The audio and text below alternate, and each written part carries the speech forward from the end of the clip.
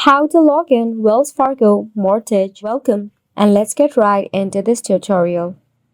For this, launch your preferred browser and search for Wells Fargo. To log in for a mortgage or any other category, it is pretty simple, as all you have to do is simply log in into your Wells Fargo account. For this, you need to enter your username and your password. So go ahead and enter it.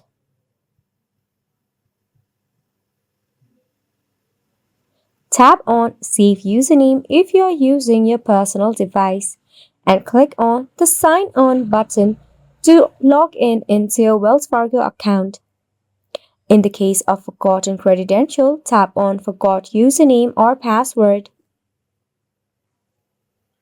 In that case, you'll be redirected to a new homepage where you can recover your account using your SSN or ITIN or your username or your account number.